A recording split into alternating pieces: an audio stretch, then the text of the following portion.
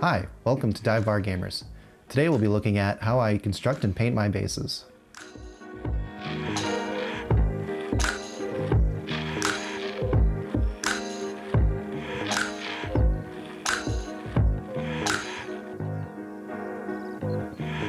So over the past few months, we've been getting some questions about how the bases for my Cult of the Burning Man army was made. So I figured I'd make a quick video about it, kind of going over how I prepare the models, how I built the Flagstone bases and sanded them, a couple of different painting techniques that I used on them, and show you step by step what each phase of the construction looks like, as well as kind of give some tips and hints on how to adjust that process to make it more in line with what you're looking for. So without further ado, let's get started in.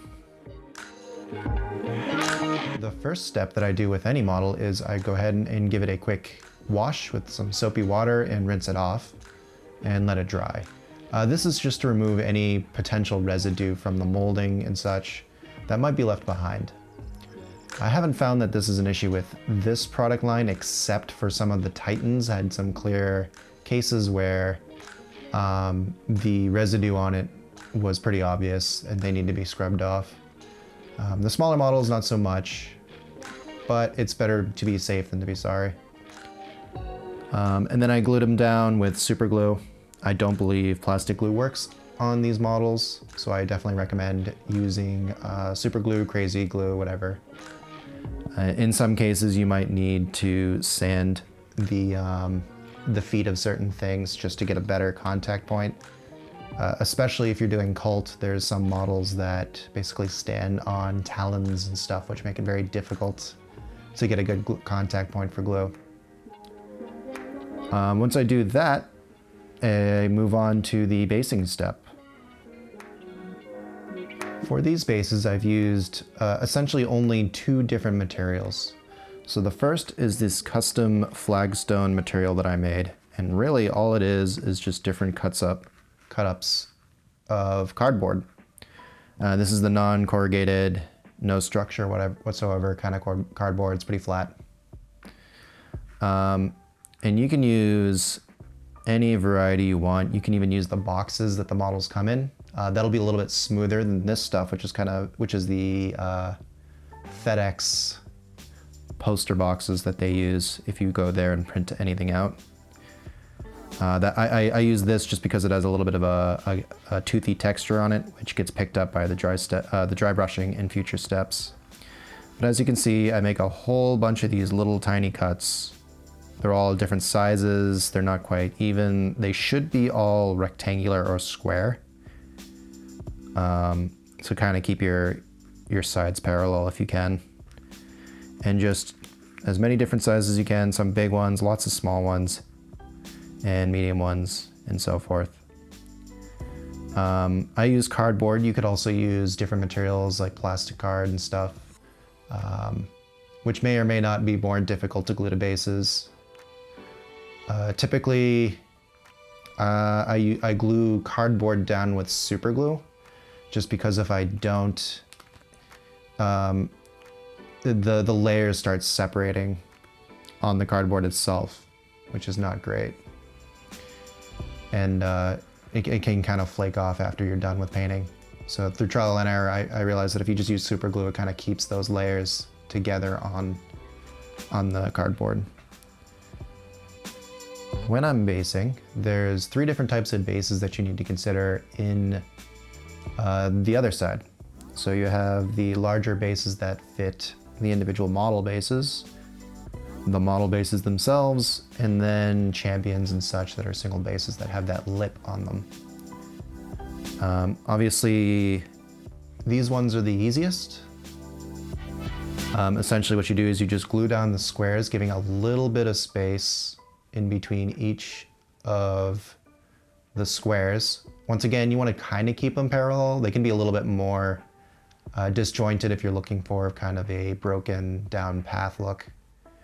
And I just kind of make patches. I try to cover 70% of the base, between 50 and 70% with these squares, working quickly with super glue. During the process, you'll also have some overhang on the outside rim. What I do is I just take a sharp knife and kind of cut that around once it's all glued down. All the way around the edge so it's nice and flush. For bases with a lip, what I do is kind of a cheat. So instead of gluing all the way to the edge, since you can't do that because of the raised lip, I kind of just fit them in as I see fit. All of these kind of weird disjointed edges and stuff will be covered by sand later on, so it'll be less obvious once we move on to that step. And the same is true for the fire team bases. I cover a little bit less than that, but I try to keep them parallel as possible, so that way when models get placed in them, you can line them up facing all the same direction and so forth. And they'll kind of just jointly match. It looks fine on the tabletop, even though, like, for instance, this 3/4 tile is not matching with anything on the other side. As long as the lines are mostly parallel, you don't really notice. And once again, you'll have some spaces within the grooves here you'll need to cut out with a sharp knife, and that's fine.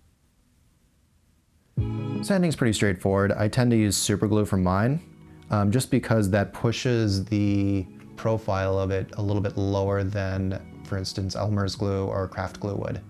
That's a little bit more viscosity to it, so it'll create a little bit more body when you're gluing it down. And that's just a preference. If you wanted to, you could make it more so it's a gravelier surface, but I wanted to keep everything flush with the flagstone themselves. And again, I cover 95% of the base. Sometimes I leave gaps.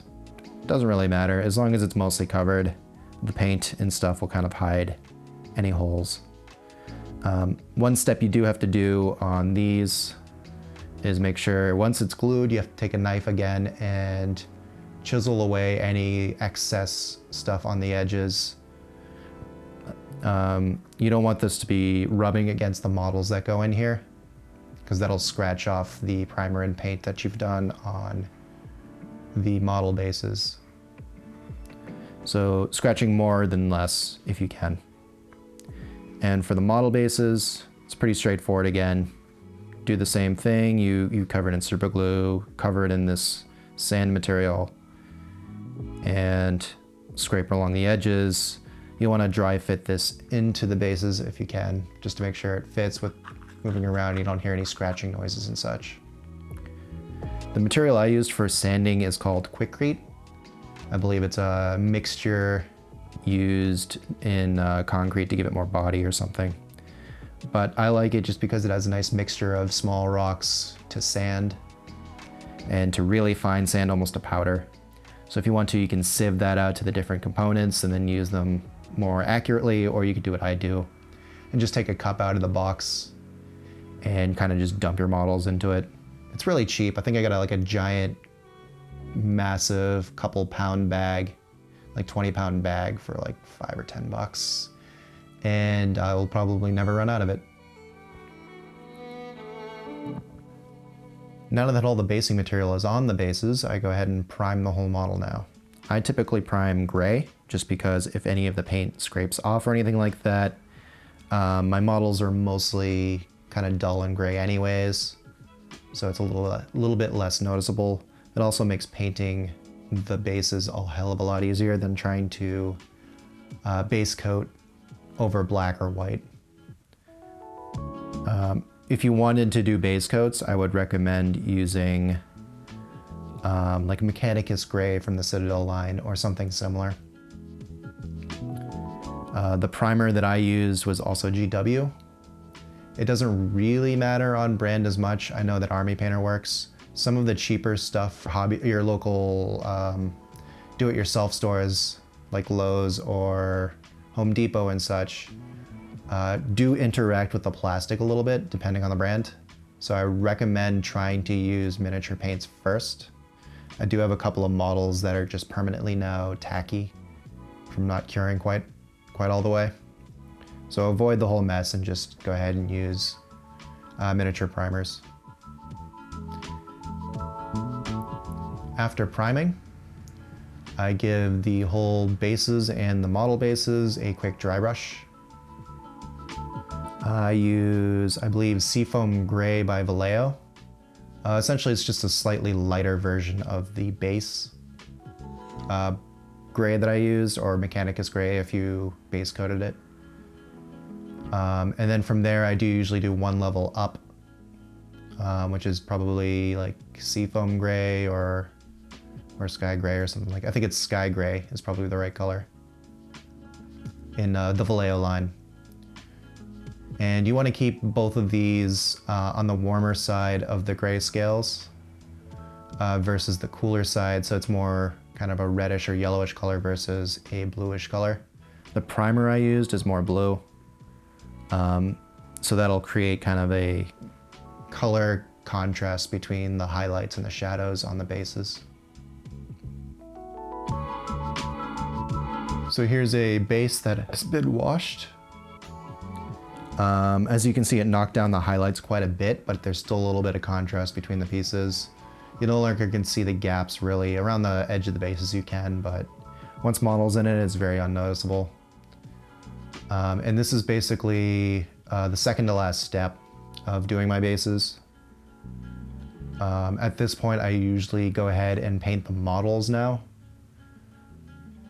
If you paint your models separately, and then glue them on after, I would glue them on this step. And I would also advise that you glue them on not on the cardboard pieces themselves, because once again, if the model separates from the base, it's likely to rip the cardboard, and you don't want that. And now we get to the final phase. As you can see, I painted the rims black on these. These guys are finished. And what I did is on top of the gray is I stippled a dark brown and a dark green, just randomly about 1/4 in little patches, about 25% of the bases.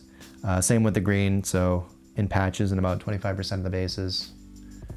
After that dried, I went back and then dry brushed on top of those patches with a very bright version of brown and a very bright version of green, just to give that really nice big pop that you see. And that's pretty much it. So I guys hope that you enjoyed the video. If you want more content like this, let us know. And look forward to more stuff coming out. Until next time, we've been Dive Bar Gamers.